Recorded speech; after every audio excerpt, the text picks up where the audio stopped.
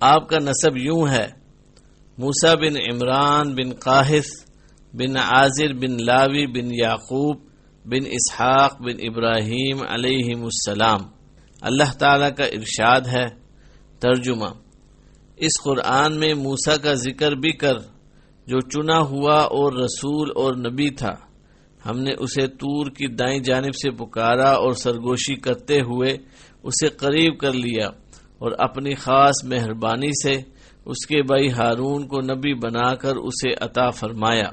سورہ مریم آیت نمبر 51 تا 53۔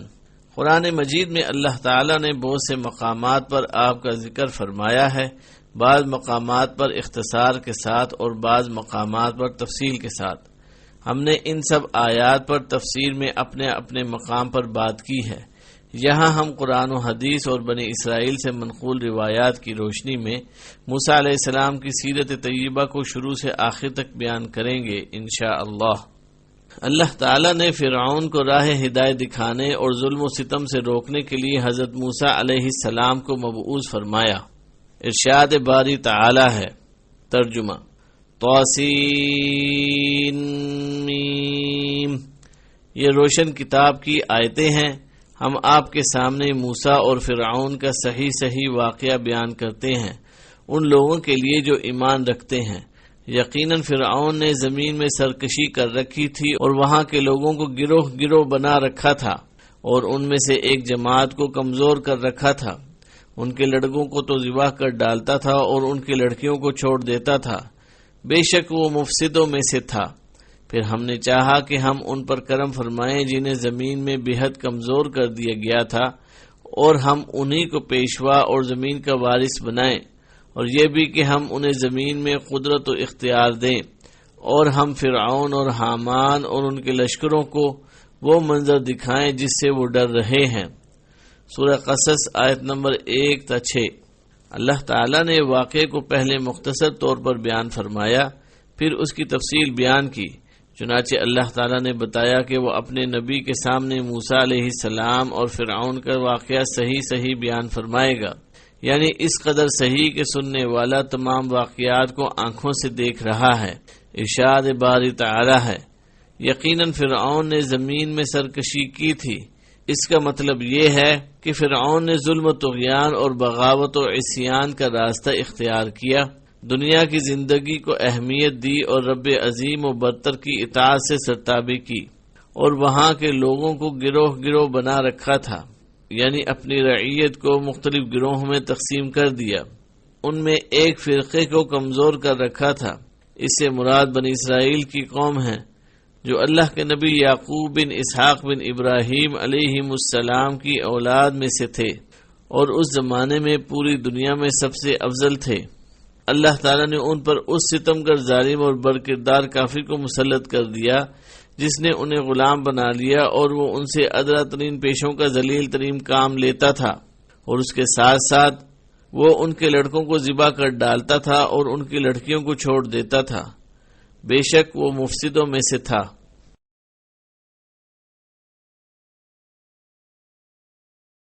فرعون بنی اسرائیل سے اس قدر برا سلوک اس لیے کرتا تھا کہ بنی اسرائیل اپنی الہامی کتابوں کی روشنی میں آپس میں ابراہیم علیہ السلام کا یہ فرمان ذکر کرتے تھے کہ آپ کی اولاد میں سے ایک لڑکا پیدا ہوگا جس کے ہاتھوں مصر کی سلطنت تباہ ہو جائے گی۔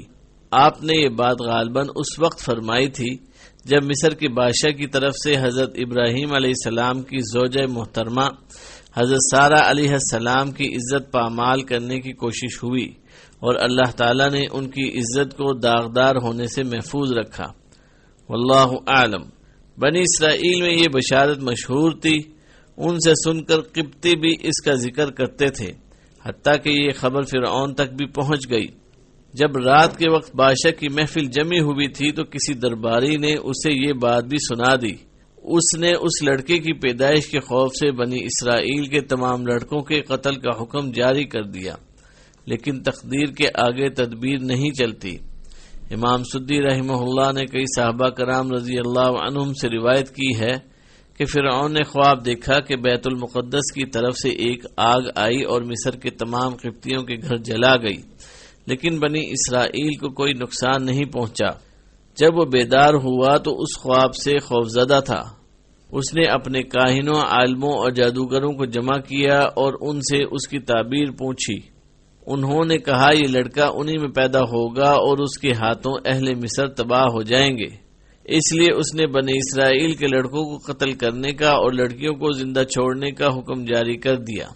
اسی لیے اللہ تعالیٰ نے فرمایا، پھر ہم نے چاہا کہ ہم ان پر کرم فرمائیں جنہیں زمین میں بے حد کمزور کر دیا گیا تھا، اور وہ بنو اسرائیل تھے، اور ہم ان کو پیشوا اور زمین کا وارث بنائیں، یعنی آخر کار مصر کی حکومت اور سرزمین انہیں مل جائے، اور یہ بھی کہ اور ہم انہیں زمین میں قدرت و اختیار دیں اور فرعون اور حامان اور ان کے لشکروں کو وہ منظر دکھائیں کہ جس سے وہ ڈر رہے تھے، یعنی ہم کمزوروں کو طاقتور، مغلوب کو غالب اور ذلیل کو عزت والا بنائیں گے۔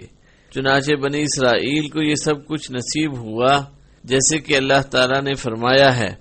ترجمہ: اور ہم نے ان لوگوں کو جو بالکل کمزور شمار کیے جاتے تھے اس سرزمین کے مشرق و مغرب کا مالک بنا دیا، جس میں ہم نے برکت رکھی ہے، اور آپ کے رب کا نیک وعدہ بنی اسرائیل کے حق میں ان کے صبر کی وجہ سے پورا ہو گیا۔ دوسرے مقام پر فرمایا، بالآخر ہم نے انہیں باغات سے، چشموں سے، خزانوں سے اور اچھے اچھے مقامات سے نکال باہر کیا۔ اسی طرح ہوا اور ہم نے ان تمام چیزوں کا وارث بنی اسرائیل کو بنا دیا۔ سورۃ الشعراء آیت نمبر 57 تا 59۔ اس کی تفسیر انشاءاللہ اپنے مقام پر آئے گی۔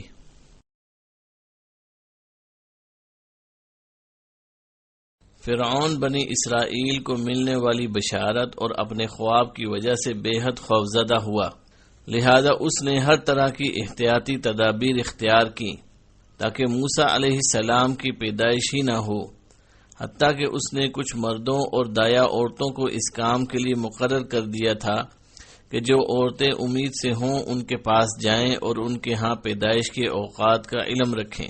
چنانچہ جب بھی کسی عورت کے ہاں بیٹا پیدا ہوتا تھا وہ جلاد اسی وقت اسے ذبح کر دیتے تھے۔ اہل کتاب کہتے ہیں کہ وہ لڑکوں کو قتل کرنے کا حکم اس لیے دیتا تھا کہ بنی اسرائیل کی طاقت نہ بڑھ جائے اور کسی لڑائی کے موقع پر وہ غالب نہ آ جائیں۔ یہ بات محل نظر ہے بلکہ واضح طور پر غلط ہے۔ یہ بات بچوں کے قتل کے اس حکم کے بارے میں کہی جا سکتی ہے جو فرعون نے حضرت موسیٰ علیہ السلام کو نبوت ملنے کے بعد جاری کیا، جیسے کہ اللہ تعالیٰ نے فرمایا ہے۔ ترجمہ: پس جب ان کے پاس موسیٰ ہماری طرف سے دین حق لے کر آئے تو انہوں نے کہا کہ اس کے ساتھ جو ایمان والے ہیں ان کے لڑکوں کو تو مار ڈالو اور ان کی لڑکیوں کو زندہ رکھو۔ سورہ مؤمن آیت نمبر 25۔ اسی وجہ سے بنی اسرائیل نے کہا تھا، ہم تو ہمیشہ مصیبت ہی میں رہے، آپ کی تشریف آوری سے قبل بھی اور آپ کی تشریف آوری کے بعد بھی۔ اس لیے صحیح بات یہی ہے کہ فرعون نے بچوں کے قتل کا پہلا حکم موسیٰ علیہ السلام کے وجود میں آنے کے ڈر سے جاری کیا تھا۔ ادھر فرعون کی یہ تدبیریں تھیں، ادھر تقدیر اس پر ہنس رہی تھی اور کہہ رہی تھی، اے ظالم بادشاہ جسے اپنی افواج کی کثرت پر، اپنے اقتدار کی طاقت پر اور وسیع سلطنت پر غرور ہے، اس عظیم خالق کی طرف سے جس کی تقدیر کا کوئی توڑ نہیں اور جس کے فیصلوں کو رد کرنے کی کسی کو مجال نہیں، یہ فیصلہ ہو چکا ہے کہ جس بچے سے تو خوفزدہ ہے، جس کی وجہ سے تو نے بے شمار معصوم بچوں کو قتل کیا ہے، وہ تیرے ہی گھر میں پرورش پائے گا اور تیرے ہی گھر میں کھائے پیے گا۔ تو خود اسے بیٹا بنا کر پالے گا اور رب کے بھیدوں کو نہیں جانے گا۔ پھر تیری دنیا اور آخرت کی تباہی اسی کے ہاتھوں ہوگی، کیونکہ تو اس کے لائے ہوئے واضح حق کو جھٹلائے گا اور اس پر نازل ہونے والی وحی پر ایمان نہ لائے گا، اور اس لیے بھی کہ تجھے بلکہ تمام مخلوق کو معلوم ہو جائے گا کہ آسمانوں اور زمین کے مالک ہی کی یہ شان ہے کہ وہ جو چاہتا ہے کرتا ہے، وہی قدرت و قوت والا ہے، اسی کی مشیت ہر حال میں پوری ہو کر رہتی ہے۔ متعدد مفسرین نے بیان کیا ہے کہ قبطیوں نے فرعون سے شکایت کی کہ بنی اسرائیل کے لڑکے قتل کرنے کی وجہ سے ان کی تعداد کم ہوتی جا رہی ہے اور خطرہ ہے کہ ان کے بڑے مرتے جائیں گے اور بچے قتل ہوتے جائیں گے، تو ایک وقت آئے گا جب ہمیں وہ کام خود کرنے پڑیں گے جو بنی اسرائیل کرتے ہیں۔ تب فرعون نے حکم دیا کہ 1 سال بچے قتل کیے جائیں اور 1 سال رہنے دیے جائیں۔ وہ فرماتے ہیں کہ حضرت ہارون علیہ السلام اس سال پیدا ہوئے جس سال بچے قتل نہیں کیے جا رہے تھے، اور حضرت موسیٰ علیہ السلام اس سال پیدا ہوئے جس سال بچے قتل کیے جا رہے تھے۔ آپ کی والدہ فکر مند ہوئیں اور انہوں نے حمل کے ابتدائی ایام ہی سے احتیاط کی۔ ان سے حمل کی علامات بھی ظاہر نہ ہوئیں جس کی وجہ سے دوسروں کو حمل کا علم نہ ہو سکا۔ جب حضرت موسیٰ علیہ السلام کی ولادت ہوئی تو اللہ تعالیٰ نے ان کے دل میں ڈال دیا کہ ان کے لیے ایک صندوق بنا لیں۔ آپ کا گھر نیل کے کنارے پر تھا۔ آپ نے صندوق کو ایک رسی سے باندھ دیا۔ وہ حضرت موسیٰ علیہ السلام کو دودھ پلاتی اور جب خطرہ محسوس کرتی تو آپ کو صندوق میں ڈال کر دریا میں چھوڑ دیتی، خود رسی کا سرا پکڑے رکھتی۔ جب خطرہ دور ہو جاتا تو رسی کے ذریعے سے صندوق کھینچ کر بچے کو نکال لیتی۔ ارشاد باری تعالی ہے، اور ہم نے موسیٰ کی ماں کو وحی کی کہ اسے دودھ پلاتی رہ، اور جب تجھے اس کی نسبت کوئی خوف معلوم ہو تو اسے دریا میں بہا دینا، اور کوئی ڈر خوف یا رنج و غم نہ کرنا۔ ہم یقیناً اسے تیری طرف لوٹانے والے ہیں اور اسے پیغمبروں میں سے بنانے والے ہیں۔ سو فرعون کے لوگوں نے اس بچے کو اٹھا لیا۔ آخر کار یہی بچہ ان کا دشمن ہوا اور ان کے رنج کا باعث بنا۔ کوئی شک نہیں کہ فرعون، حامان اور ان کے لشکر تھے ہی خطا کار۔ اور فرعون کی بیوی نے کہا، یہ تو میری اور تمہاری آنکھوں کی ٹھنڈک ہے، اسے قتل نہ کرو، بہت ممکن ہے کہ یہ ہمیں کوئی فائدہ پہنچائے یا ہم اسے اپنا بیٹا ہی بنا لیں۔ اور وہ انجام سے بے خبر تھے۔ سورہ قصص آیت نمبر 7 تا 9۔ حضرت موسیٰ علیہ السلام کی ماں کی طرف جو وحی کی گئی اس وحی سے مراد الہام اور رہنمائی ہے، جیسے اللہ تعالیٰ کا ارشاد ہے۔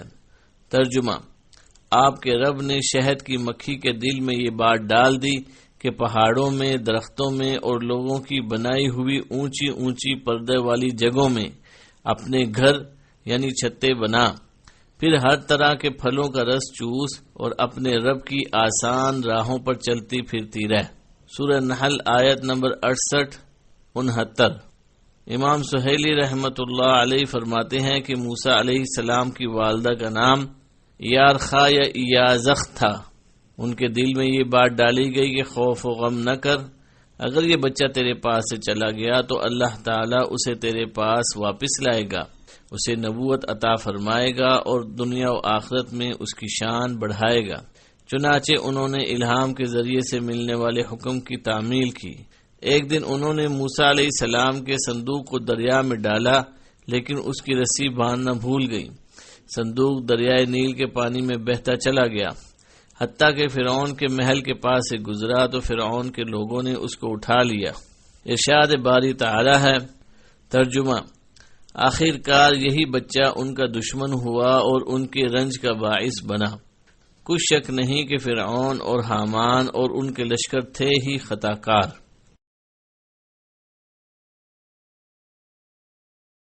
مفسرین بیان کرتے ہیں کہ لونڈیوں نے دریا میں بہتا ہوا صندوق نکال لیا، لیکن اسے کھولنے کی جرأت نہ کی، بلکہ اسے فرعون کی ملکہ آسیہ کے سامنے پیش کر دیا۔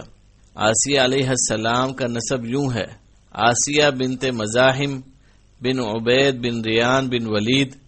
یہ ریان بن ولید وہی ہے جو حضرت یوسف علیہ السلام کے زمانے میں مصر کا بادشاہ تھا۔ بعض حضرات کی رائے ہے کہ آسیہ علیہ السلام بنی اسرائیل ہی سے تعلق رکھتی تھی اور حضرت موسیٰ علیہ السلام کے قبیلے میں سے تھی۔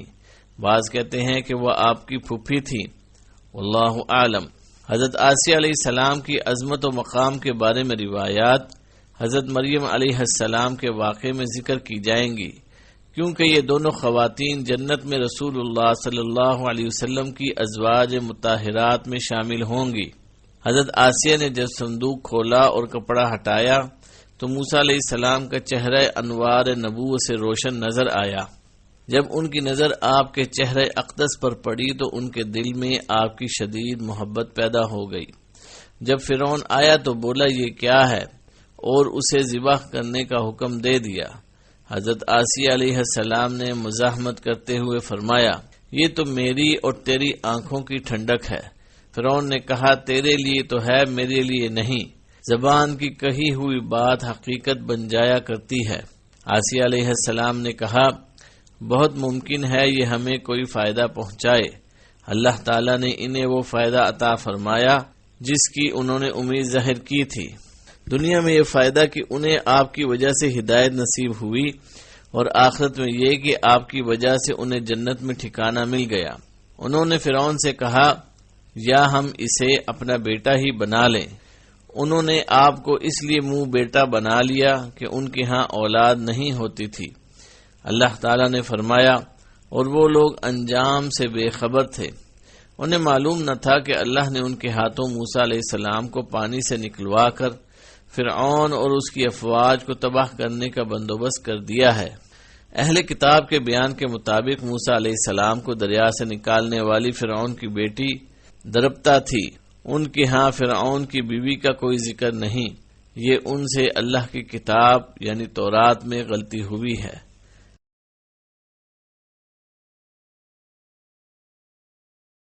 حضرت موسیٰ علیہ السلام فرعون کے محل میں چلے گئے۔ ادھر ان کی والدہ محترمہ بیٹے کی جدائی اور فراق میں سخت غمگین ہو گئیں۔ اس وقت اللہ تعالیٰ نے ان کی والدہ کو تسلی دی اور آپ کا بیٹا نہایت خوبصورت تدبیر سے لوٹا دیا۔ اللہ تعالیٰ نے فرمایا، ترجمہ، اور موسیٰ کی ماں کا دل بے صبر ہو گیا۔ اگر ہم ان کے دل کو مضبوط نہ کر دیتے تو قریب تھا کہ وہ اس قصے کو ظاہر کر دیں، اور اس سے غرض یہ تھی کہ وہ مومنوں میں رہیں، اور اس کی بہن سے کہا کہ اس کے پیچھے پیچھے چلی جا۔ لہذا وہ اسے دور سے دیکھتی رہی، اور ان لوگوں کو کچھ خبر نہ تھی، اور ہم نے پہلے ہی سے اس پر دائیوں کے دودھ حرام کر دیے تھے۔ سو موسیٰ کی بہن نے کہا کہ میں تمہیں ایسے گھر والے بتاؤں کہ تمہارے لیے اس بچے کو پالیں اور اس کی خیر خواہی سے پرورش کریں۔ بس ہم نے اس طریق سے یعنی موسیٰ کو ان کی ماں کے پاس واپس پہنچا دیا تاکہ ان کی آنکھیں ٹھنڈی ہوں اور وہ غم نہ کھائیں اور معلوم کر لیں کہ اللہ کا وعدہ سچا ہے، لیکن اکثر لوگ نہیں جانتے۔ سورہ قصص آیت نمبر 10 تا 13۔ حضرت ابن عباس رضی اللہ عنہما اور دوسرے علماء نے فرمایا، موسیٰ کی والدہ کا دل خالی ہو گیا۔ اس کا مطلب یہ ہے کہ موسیٰ کے سوا دنیا کے ہر کام اور خیال سے خالی ہو گیا، یعنی دل بے قرار ہو گیا۔ قریب تھا کہ اس واقعے کو ظاہر کر دیتی، یعنی سب کے سامنے آپ کے بارے میں پوچھنے لگتی، اگر ہم اس کے دل کو ڈھارس نہ دے دیتے، یعنی صبر و ثبات سے نہ نوازتے، تاکہ وہ یقین کرنے والوں میں رہے۔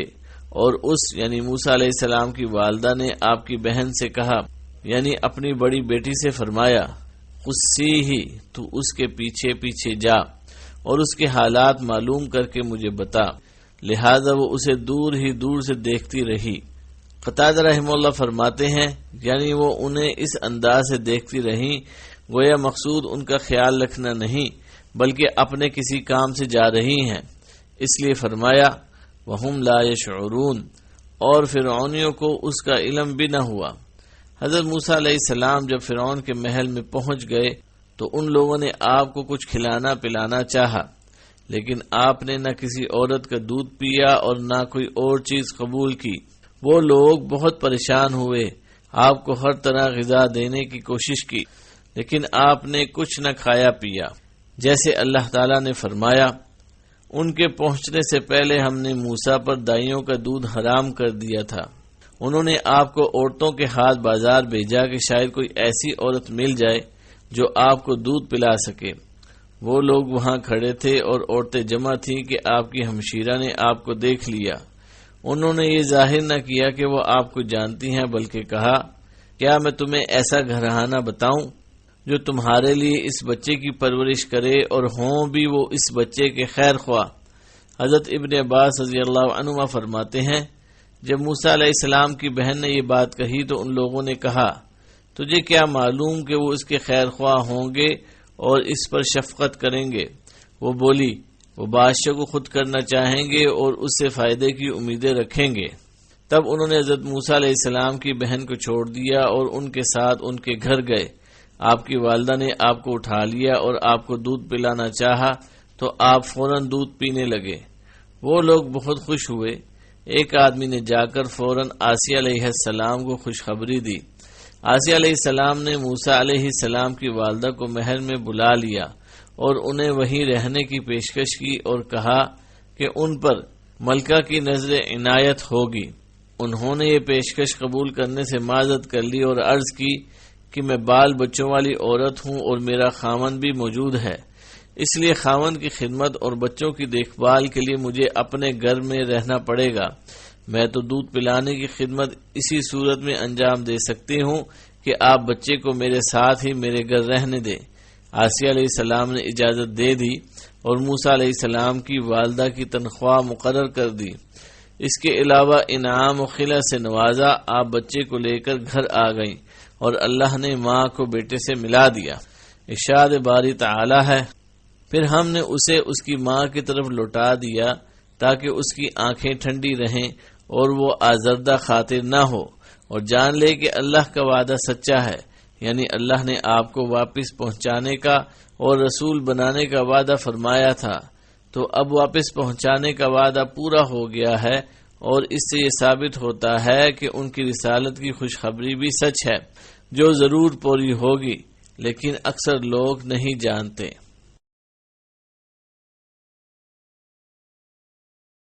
جس رات موسیٰ علیہ السلام کو اللہ تعالیٰ سے ہم کلام ہونے کا شرف حاصل ہوا، اس موقع پر اللہ تعالیٰ نے موسیٰ علیہ السلام کو اپنے احسانات یاد دلاتے ہوئے فرمایا۔ ترجمہ: ہم نے تجھ پر ایک بار اور بھی بڑا احسان کیا ہے جب ہم نے تیری ماں کو وہ الہام کیا جس کا ذکر اب کیا جا رہا ہے کہ تو اسے صندوق میں بند کر کے دریا میں چھوڑ دے، پس دریا اسے کنارے لا ڈالے گا اور میرا اور خود اس کا دشمن اسے لے لے گا، اور میں نے اپنی طرف کی خاص محبت و مقبولیت تجھ پر ڈال دی تاکہ تیری پرورش میری آنکھوں کے سامنے کی جائے۔ سورۃ طٰہٰ آیت نمبر 37 تا 39۔ یعنی تجھے آرام و آسائش کے ساتھ بہترین غذا اور بہترین لباس ملے، یہ سب اس لیے کہ تجھے میری خصوصی حفاظت حاصل ہے، کیونکہ میں نے تجھ پر احسانات فرمائے اور تیرے لیے وہ کچھ مقدر فرمایا جس کی قدرت میرے سوا کسی کو حاصل نہیں۔ مزید ارشاد باری تعالی ہے۔ ترجمہ: یاد کر جب تیری بہن چل رہی تھی اور کہہ رہی تھی کہ اگر تم کہو تو میں تمہیں بتاؤں جو اس کی کفالت کرے، اس تدبیر سے ہم نے تجھے پھر تیری ماں کے پاس پہنچایا کہ اس کی آنکھیں ٹھنڈی رہیں اور وہ غمگین نہ ہو، اور تو نے ایک شخص کو مار ڈالا تھا، اس پر بھی ہم نے تجھے غم سے بچا لیا، غرض ہم نے تجھے اچھی طرح آزما لیا۔ سورۃ طٰہٰ آیت نمبر 40۔ ان آزمائشوں کی تفصیل اپنے مقام پر بیان ہوگی انشاءاللہ۔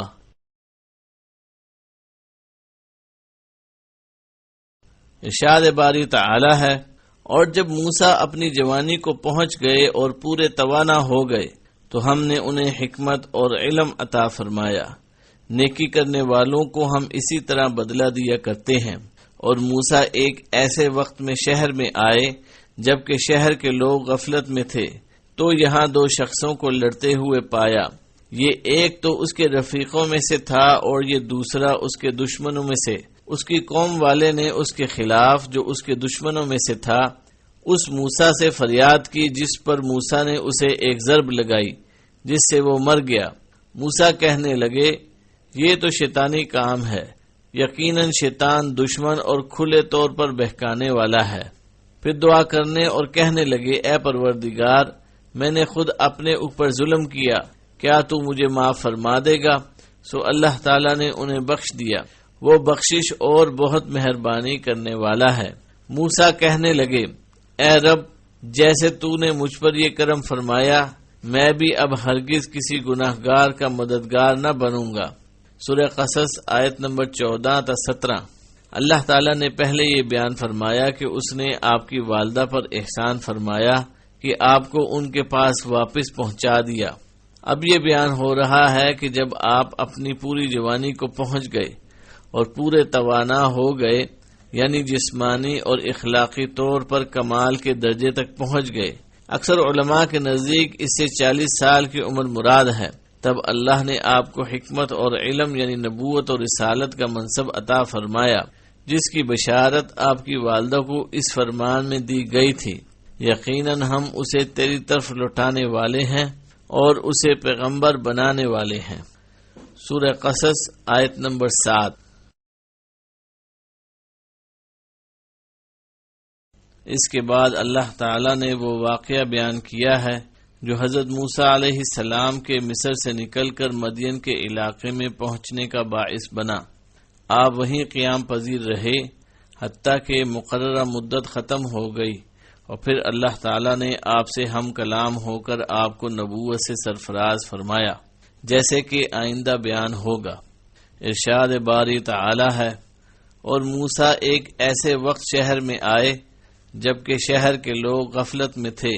اس میں وقت کی بابت حضرت ابن عباس رضی اللہ عنہما، سعید بن جبیر، اکرمہ، قتادہ اور سدی رحمت اللہ علیہم فرماتے ہیں یہ دوپہر کا وقت تھا۔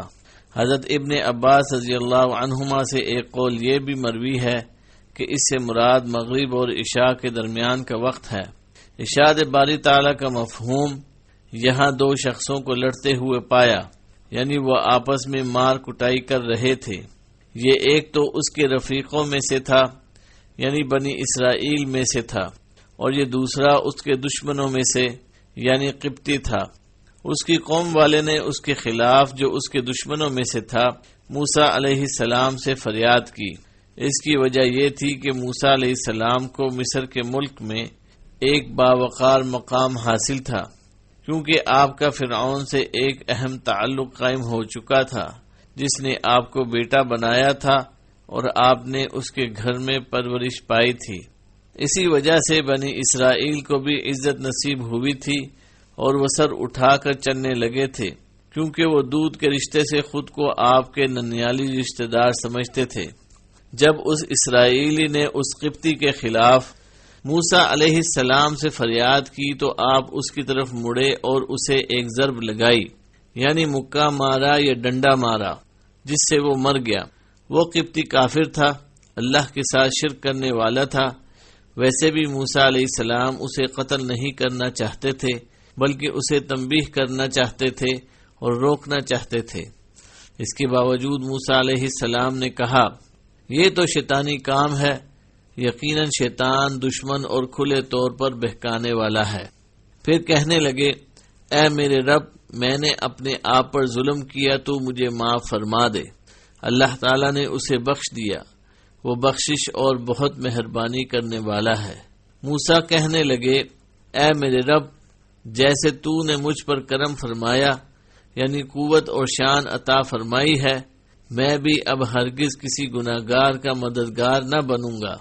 اس کے بعد ارشاد باری تعالی ہے، ترجمہ: موسیٰ صبح ہی صبح ڈرتے اندیشے کی حالت میں خبریں لینے کو شہر میں گئے کہ اچانک وہی شخص جس نے کل ان سے مدد طلب کی تھی ان سے فریاد کر رہا ہے۔ موسیٰ نے اس سے کہا، اس میں شک نہیں کہ تو سری گمراہ ہے۔ پھر جب اپنے اور اس کے دشمن کو پکڑنا چاہا تو وہ فریادی کہنے لگا، موسیٰ، کیا جس طرح تو نے کل ایک شخص کو قتل کیا مجھے بھی مار ڈالنا چاہتا ہے؟ تو ملک میں ظالم و سرکش ہونا چاہتا ہے، اور تیرا یہ ارادہ ہی نہیں کہ تو اصلاح کرنے والوں میں سے ہو۔ اور شہر کے پرلے کنارے سے ایک شخص دوڑتا ہوا آیا اور کہنے لگا، موسیٰ، یہاں کے سردار تیرے قتل کا مشورہ کر رہے ہیں، پس تو فوراً چلا جا، میں یقیناً تیرا خیر خواہ ہوں۔ سورہ قصص آیت نمبر 18-20۔ اس دن جب صبح کے وقت آپ شہر میں چل رہے تھے تو کیفیت یہ تھی کہ آپ خوف محسوس کر رہے تھے اور ادھر ادھر دیکھ رہے تھے۔ اچانک وہی اسرائیلی مل گیا جس نے کل آپ سے مدد چاہی تھی اور آپ سے فریاد کرنے لگا، اور ایک اور آدمی کے خلاف آپ سے مدد مانگنے لگا جس سے اس کا جھگڑا ہو گیا تھا۔ موسیٰ علیہ السلام نے اس کی بار بار کی شرارتوں کی بنا پر اسے ملامت کی اور اسے فرمایا، اس میں شک نہیں کہ تو سری گمراہ ہے۔ پھر آپ نے اس قبطی پر ہاتھ ڈالنے کا ارادہ کیا جو موسیٰ علیہ السلام کا بھی دشمن تھا اور اسرائیلی کا بھی۔ تاکہ اسے منع کریں اور اسرائیلی کو اس سے چھڑائیں۔ جب آپ اس ارادے سے قبطی کی طرف بڑھے تو اس نے کہا، موسیٰ کہ جس طرح تو نے کل ایک شخص کو قتل کیا مجھے بھی مار ڈالنا چاہتا ہے؟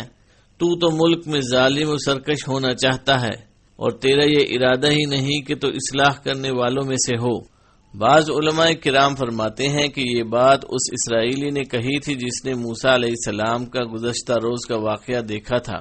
معلوم یہ ہوتا ہے کہ اس نے جب موسیٰ علیہ السلام کو قبطی کی طرف بڑھتے دیکھا تو یہ سمجھا کہ وہ خود اس اسرائیلی کو سزا دینا چاہتے ہیں، کیونکہ آپ اسے فرما چکے تھے تو سری گمراہ ہے۔ اس لیے اس شخص نے موسیٰ علیہ السلام سے یہ بات کہہ کر کل والا راز فاش کر دیا، اور قبطی نے فوراً فرعون کے پاس جا کر موسیٰ کی شکایت کر دی۔ اکثر علماء کرام نے یہی تشریح بیان کی ہے، لیکن یہ بھی ممکن ہے کہ یہ کلام قبطی کا ہو۔ اس نے جب آپ کو اپنی طرف بڑھتے دیکھا تو ڈر گیا۔ اس نے اندازے سے یہ بات کہہ دی کہ ممکن ہے کل والے مقتول کو موسیٰ علیہ السلام ہی نے قتل کیا ہو۔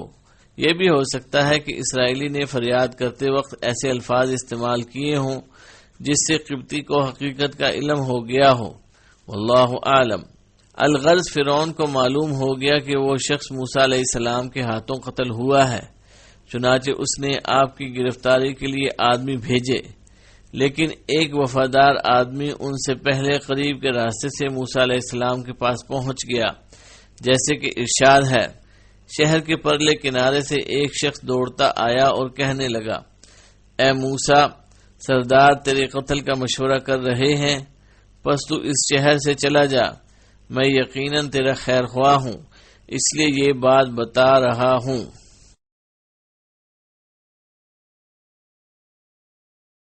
جب موسیٰ علیہ السلام کے اتفاقی قتل کی خبر بادشاہ تک پہنچ گئی اور اس نے آپ کو گرفتار کرنے کا حکم دیا تو آپ خوفزدہ ہو کر ہجرت کرنے پر مجبور ہو گئے۔ ارشاد باری تعالی ہے، پس موسیٰ وہاں سے خوفزدہ ہو کر دیکھتے بالتے نکل کھڑے ہوئے، کہنے لگے، اے پروردگار مجھے ظالموں کے گروہ سے بچا لے۔ اور جب مدین کا رخ کیا تو کہنے لگے، مجھے امید ہے کہ میرا رب مجھے سیدھی راہ لے چلے گا۔ جب آپ مدین کے پانی پر پہنچے تو دیکھا کہ لوگوں کی ایک جماعت وہاں پانی پلا رہی ہے، اور دو عورتیں الگ کھڑی اپنے جانوروں کو روک رہی ہیں۔ پوچھا، تمہارا کیا معاملہ ہے؟ وہ بولی، جب تک یہ چرواہے واپس نہ چلے جائیں ہم پانی نہیں پلاتی، اور ہمارے والد بڑی عمر کے بوڑھے ہیں۔ پس آپ نے خود ان کے جانوروں کو پانی پلا دیا، پھر سائے کی طرف ہٹ آئے اور کہنے لگے، اے پروردگار، تو جو کچھ بھلائی میری طرف اتارے میں اس کا محتاج ہوں۔ سورہ قصص آیت نمبر 21 تا 24۔ ان آیات میں اللہ تعالیٰ اپنے بندے، اپنے رسول اور اپنے کلیم کے بارے میں بیان فرما رہا ہے کہ وہ مصر سے نکلے تو ادھر ادھر دیکھتے بھالتے نکلے۔ آپ خوف محسوس کر رہے تھے کہ فرعون کی قوم کا کوئی شخص آپ تک نہ پہنچ جائے۔ آپ کو کچھ معلوم نہ تھا کہ کس طرف رخ کریں اور کون سی راہ اختیار کریں، کیونکہ اس سے پہلے کبھی مصر سے باہر نہیں گئے تھے۔ ارشاد باری تعالی ہے، اور جب مدین کا رخ کیا یعنی ایک راہ پر چل دیے تو کہنے لگے، مجھے امید ہے کہ میرا رب مجھے سیدھی راہ پر لے چلے گا، یعنی امید ہے کہ اس راہ سے وہ منزل مقصود پر پہنچ جائیں گے، اور ایسے ہی ہوا۔ انہیں منزل مل گئی، اور کتنی عظیم منزل مل گئی۔ جب آپ مدین کے پانی پر پہنچے یعنی اس کنویں پر جا پہنچے جس سے لوگ جانوروں کو پانی پلاتے تھے۔ مدین وہی شہر ہے جس میں اصحاب الایکہ اللہ کے عذاب کی وجہ سے تباہ ہوئے۔ یہ لوگ حضرت شعیب علیہ السلام کی قوم تھے۔ ایک قول کے مطابق ان کی ہلاکت موسیٰ علیہ السلام کے زمانے سے پہلے ہو چکی تھی۔ جب آپ اس کنویں پر پہنچے تو دیکھا کہ لوگوں کی ایک جماعت وہاں پانی پلا رہی ہے، اور دو عورتیں الگ کھڑی اپنے جانوروں کو روک رہی ہیں، یعنی اپنی بکریوں کو روک رہی ہیں کہ لوگوں کی بکریوں میں نہ مل جائے۔ اہل کتاب کہتے ہیں کہ وہ 7 لڑکیاں تھیں، لیکن یہ غلط ہے۔ یہ تو کہا جا سکتا ہے کہ شعیب علیہ السلام کی 7 لڑکیاں ہوں، لیکن جانوروں کو پانی پلانے کا کام 2 ہی کرتی تھیں۔ یہ توجیہ ممکن ہے، بشرطیہ کہ 7 کی روایت قابل اعتماد ہو، ورنہ قرآن کے الفاظ سے بظاہر یہی معلوم ہوتا ہے کہ وہ 2 ہی تھیں۔ حضرت موسیٰ علیہ السلام نے پوچھا تمہارا کیا معاملہ ہے؟ وہ بولی جب تک چرواہے واپس نہ چلے جائیں ہم پانی نہیں پلاتی، اور ہمارے والد بڑی عمر کے بوڑھے ہیں، یعنی ہم کمزور عورتیں ہونے کی وجہ سے بکریوں کو اس وقت پانی نہیں پلا سکتی جب تک چرواہے پانی پلانے سے فارغ نہ ہو جائیں، اور ہمیں خود بکریاں چرانے کی ضرورت اس لیے پیش آئی ہے کہ ابا جان بوڑھے اور کمزور ہیں۔ ارشاد باری تعالی ہے، پھر آپ نے خود ان کے جانوروں کو پانی پلا دیا، پھر سائے کی طرف ہٹ آئے۔ مفسرین کہتے ہیں کہ یہ کیکر کے درخت کا سایہ تھا۔ اس وقت آپ نے دعا کی، اے پروردگار تو جو کچھ بھلائی میری طرف اتارے میں اس کا محتاج ہوں۔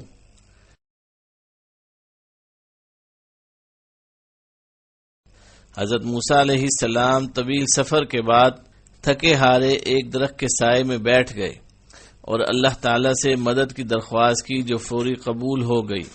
ارشاد باری تعالی ہے، ترجمہ: اتنے میں ان دونوں عورتوں میں سے ایک ان کی طرف شرم و حیا سے چلتی ہوئی آئی، کہنے لگی میرے والد صاحب آپ کو بلا رہے ہیں تاکہ آپ نے ہمارے جانوروں کو جو پانی پلایا ہے اس کی اجرت دیں۔ جب حضرت موسیٰ علیہ السلام ان کے پاس پہنچے اور ان سے اپنا سارا حال بیان کیا تو کہنے لگے اب نہ ڈرو، تم نے ظالم قوم سے نجات پائی۔ ان دونوں میں سے ایک نے کہا ابا جی آپ انہیں مزدوری پر رکھ لیجئے، کیونکہ جنہیں آپ اجرت پر رکھیں ان میں سب سے بہتر وہ ہے جو مضبوط اور امانت دار ہو۔ اس بزرگ نے کہا میں اپنی ان دونوں لڑکیوں میں سے ایک کو آپ کے نکاح میں دینا چاہتا ہوں، اس مہر پر کہ آپ 8 سال تک میرا کام کاج کریں۔ ہاں اگر آپ 10 سال پورے کریں تو یہ صرف آپ کی طرف سے بطور احسان ہے۔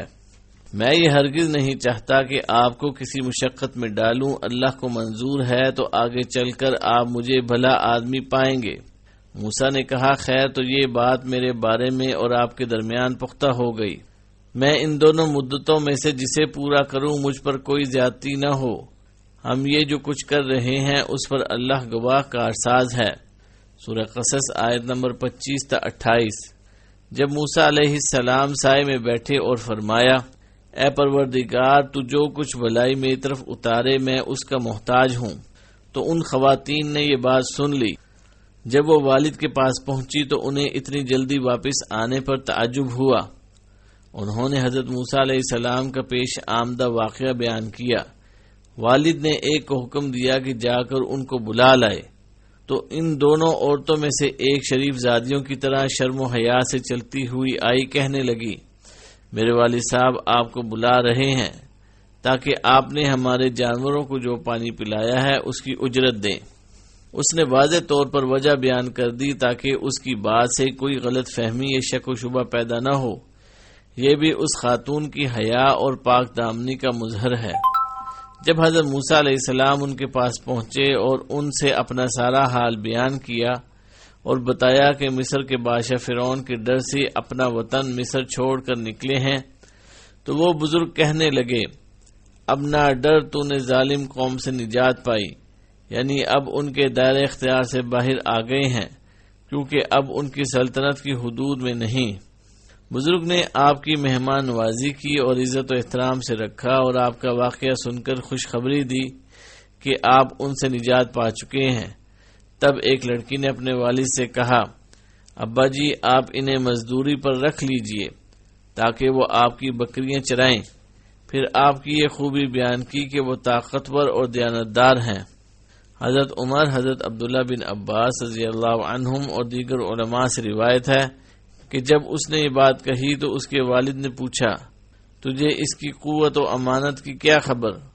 اس نے کہا جو بھاری پتھر 10 آدمی اٹھاتے ہیں انہوں نے اکیلے ہی اٹھا لیا، اس سے مجھے ان کی طاقت کا اندازہ ہوا، اور جب میں انہیں لے کر آ رہی تھی تو میں آگے چل رہی تھی، انہوں نے کہا میرے پیچھے چلو، جب راستہ مڑنا ہو تو مجھے راستہ بتانے کے لیے ایک طرف کنکری پھینک دینا۔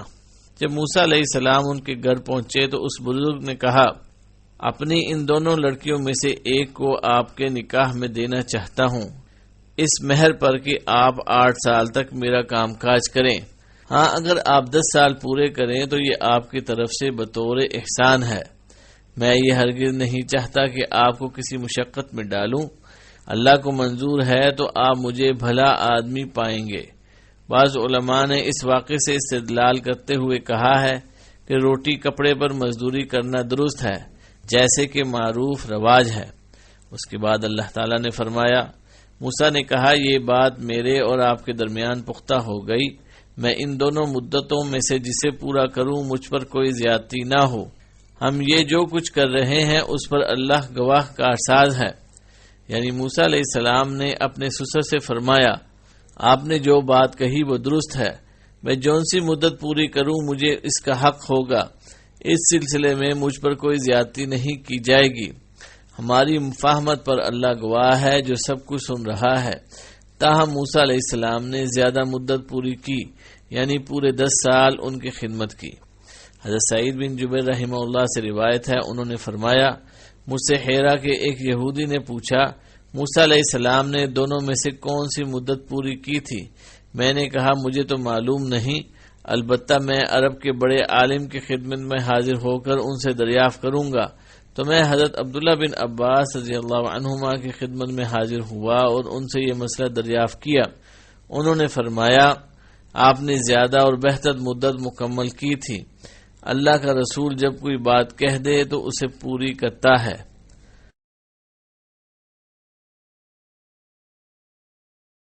حضرت موسیٰ علیہ السلام نے ان کے پاس مقررہ مدت پوری کی اور پھر اپنی زوجہ محترمہ کو ساتھ لے کر مصر کی طرف روانہ ہوئے تو راستے میں کلیم اللہ ہونے کا شرف حاصل ہوا۔ ارشاد باری تعالی ہے، جب موسیٰ علیہ السلام نے مدت پوری کر لی اور اپنے گھر والوں کو لے کر چلے تو کوہ طور کی طرف آگ دیکھی۔ اپنی بیوی سے کہنے لگے، ٹھہرو، میں نے آگ دیکھی ہے، بہت ممکن ہے کہ میں وہاں سے کوئی خبر لاؤں یا آگ کا کوئی انگارہ لاؤں تاکہ تم سیک لو۔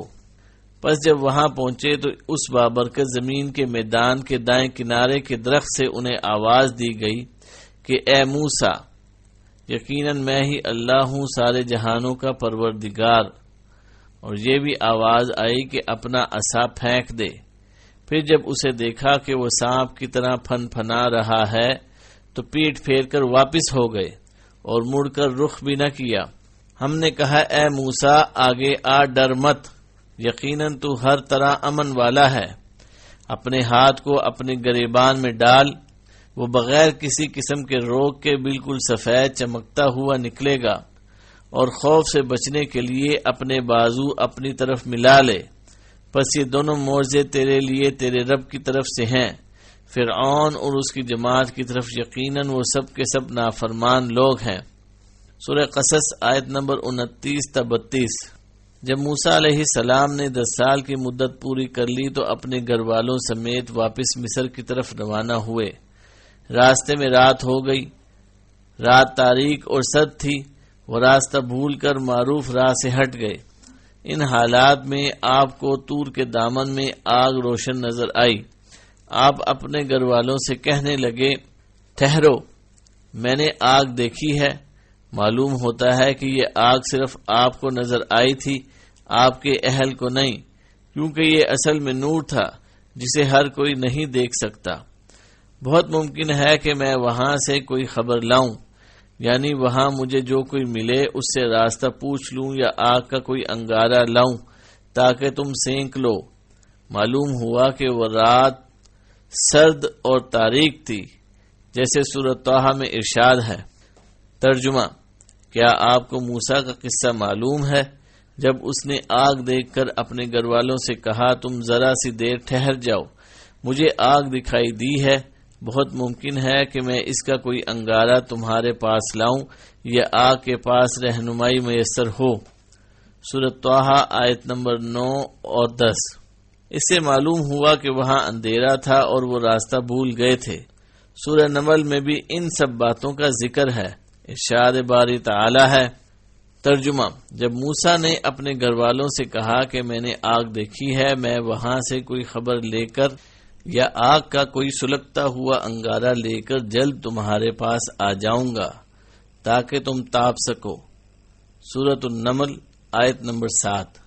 وہ واقعی ایک خبر لے کر آئے۔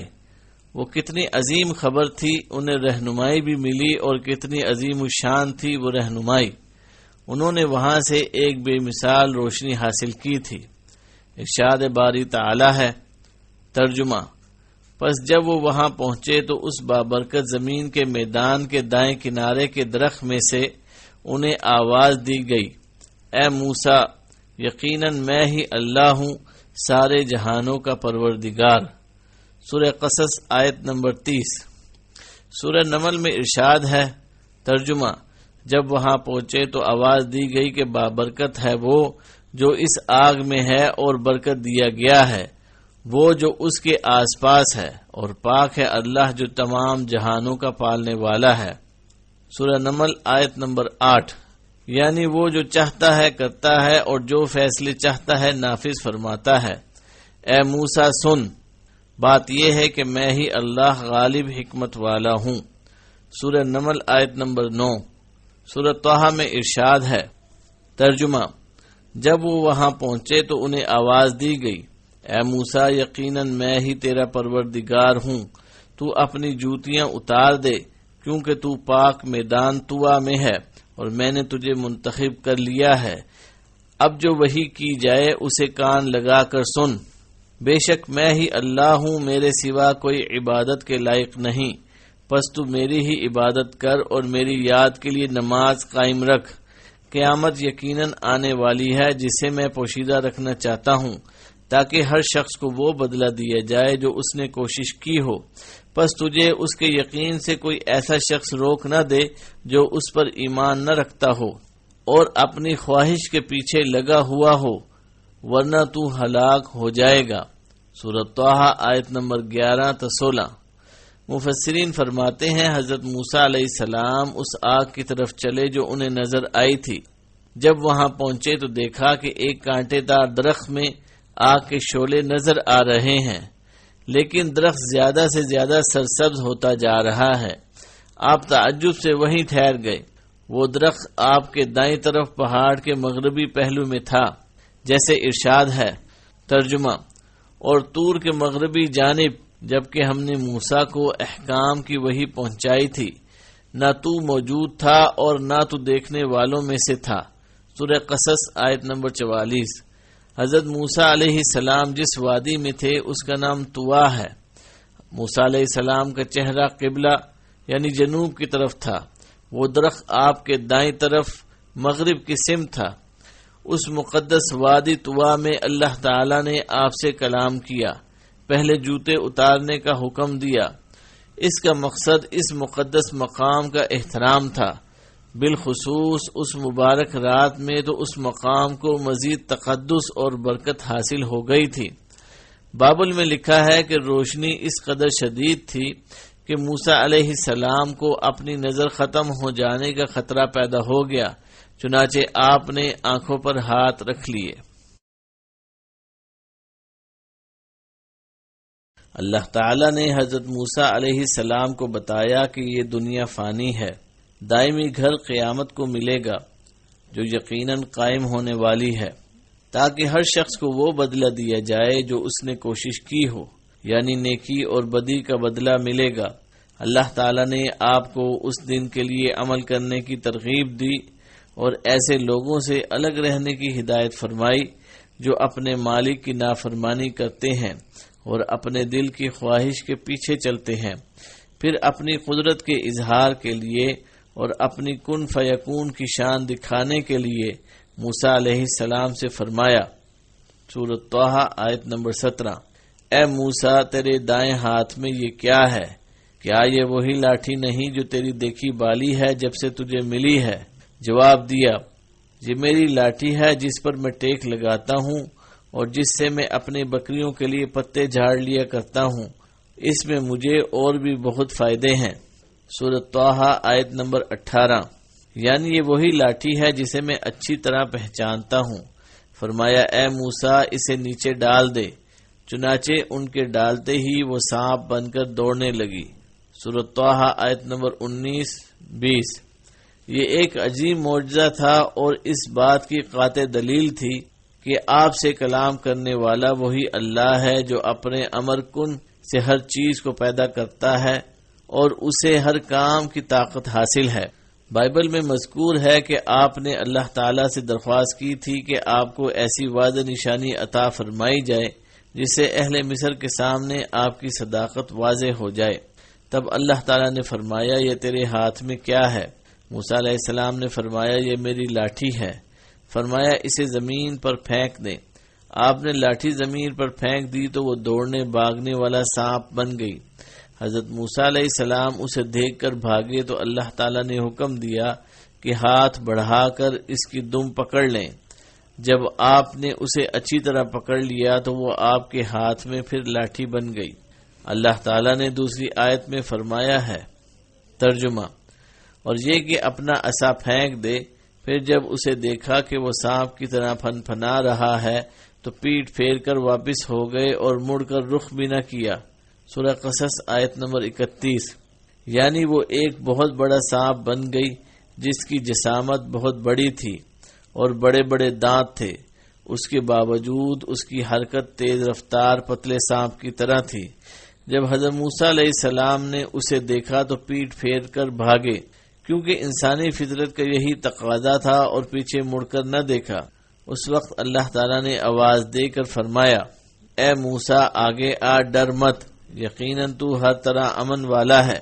جب آپ واپس آئے تو اللہ تعالیٰ نے حکم دیا، بے خوف ہو کر اسے پکڑ لے، ہم اسے اس کی پہلی صورت میں دوبارہ لے آئیں گے۔ سورۃ طٰہٰ آیت نمبر 21۔ کہتے ہیں آپ کو سخت خوف محسوس ہوا۔ آپ نے اپنا ہاتھ قمیص کی آستین میں ڈالا اور کپڑے میں لپیٹ کر اس کے منہ کے درمیان رکھا۔ اہل کتاب کہتے ہیں کہ آپ نے اس کی دم پکڑ لی۔ جب اسے اچھی طرح پکڑ لیا تو وہ پہلے کی طرح 2 شاخوں والا عصا بن گیا۔ پھر اللہ تعالیٰ نے آپ کو حکم دیا کہ اپنا ہاتھ گریبان میں ڈال کر نکالیں۔ جب نکالا تو وہ چاند کی طرح چمک رہا تھا۔ یہ سفیدی، پھلہری وغیرہ کے مرض کی وجہ سے نہیں تھی، اس لیے اللہ تعالیٰ نے فرمایا اپنے ہاتھ کو اپنے گریبان میں ڈال، وہ سفید چمکیلا نکلے گا بغیر کسی عیب کے، اور خوف سے بچنے کے لیے اپنے بازو اپنی طرف ملا لے۔ سورہ قصص آیت نمبر 32۔ کہا جاتا ہے کہ اس کا مطلب یہ ہے کہ جب تجھے خوف محسوس ہو تو اپنے دل پر ہاتھ رکھ لے، تجھے تسکین ہو جائے گی۔ سورہ نمل میں فرمایا، ترجمہ، اور اپنا ہاتھ اپنے گریبان میں ڈال، وہ سفید چمکیلا نگلے کا بغیر کسی عیب کے۔ یہ 9 نشانیوں میں سے ہے، ان کے ساتھ فرعون اور اس کی قوم کی طرف جا، یقیناً وہ نافرمانوں کا گروہ ہے۔ سورہ نمل آیت نمبر 12۔ عصا اور ہاتھ کے معجزے کی طرف اس آیت میں اشارہ ہے۔ ترجمہ، پس یہ دونوں معجزے تیرے لیے تیرے رب کی طرف سے ہیں، فرعون اور اس کے درباریوں کی طرف۔ سورہ قصص آیت نمبر 32۔ ان کے ساتھ 7 نشانیاں اور تھیں۔ یہ وہ 9 نشانیاں ہیں جن کا ذکر اللہ تعالیٰ نے سورہ بنی اسرائیل کے آخر میں کیا ہے۔ ارشاد باری تعالیٰ ہے، اور ہم نے موسیٰ کو 9 کھلی نشانیاں دیں، سو بنی اسرائیل سے دریافت کر لو۔ جب وہ ان کے پاس آئے تو فرعون نے ان سے کہا کہ اے موسیٰ، میں خیال کرتا ہوں کہ تم پر جادو کیا گیا ہے۔ انہوں نے کہا کہ تم یہ جانتے ہو کہ آسمانوں اور زمین کے پروردگار کے سوا ان کو کسی نے نازل نہیں کیا، اور وہ بھی تم لوگوں کے سمجھانے کو۔ اے فرعون، میں خیال کرتا ہوں کہ تم ہلاک ہو جاؤ گے۔ سورہ بنی اسرائیل آیت نمبر 101، 102۔ سورہ اعراف میں ان کی تفصیل اس طرح مذکور ہے، اور ہم نے فرعون کو قحطوں اور پھلوں کے نقصان میں پکڑا تاکہ نصیحت حاصل کریں۔ سو جب ان کو آسائش حاصل ہوتی تو کہتے کہ ہم اس کے مستحق ہیں، اور اگر سختی پہنچتی تو موسیٰ اور ان کے رفیقوں کی بدشگونی بتاتے۔ دیکھو ان کی بدشگونی اللہ کے ہاں مقدر ہے، لیکن ان میں اکثر نہیں جانتے، اور کہنے لگے کہ تم ہمارے پاس خواہ کوئی بھی نشانی لے آؤ تاکہ اس سے ہم پر جادو کرو، مگر ہم تم پر ایمان لانے والے نہیں۔ سو ہم نے ان پر طوفان اور ٹڈیاں اور جوئیں اور مینڈک اور خون، کتنی کھلی ہوئی نشانیاں بھیجیں، مگر وہ تکبر ہی کرتے رہے، اور وہ لوگ تھے ہی مجرم۔ سورہ اعراف آیت نمبر 130 تا 133۔ یہ 9 نشانیاں 10 احکام سے مختلف ہیں۔ بعض لوگوں نے ان دونوں معاملات کو خلط ملط کر دیا ہے، جبکہ یہ الگ الگ ہیں۔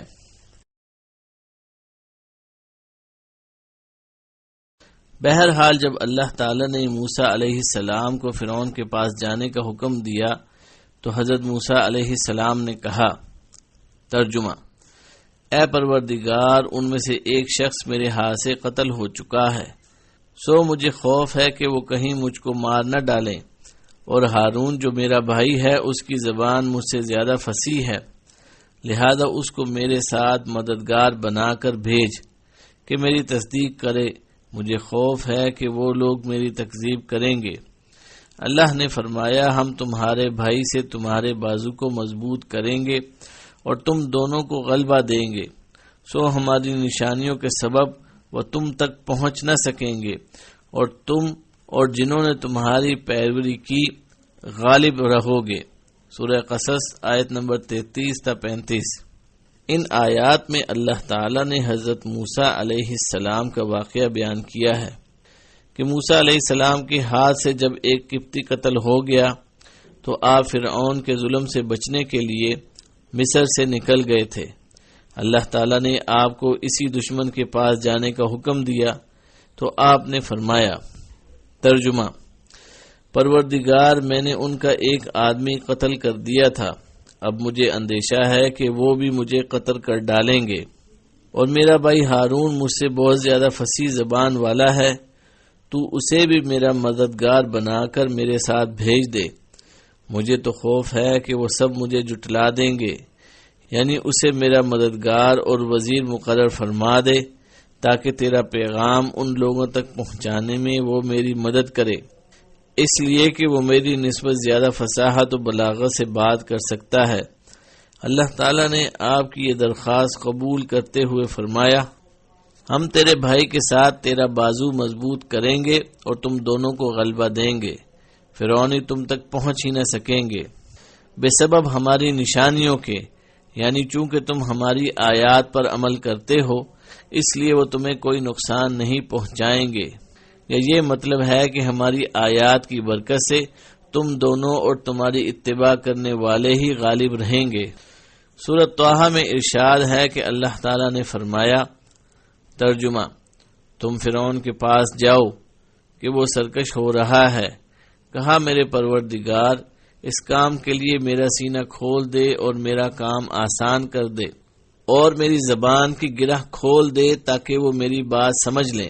سورۃ طٰہٰ آیت نمبر 24 تا 28۔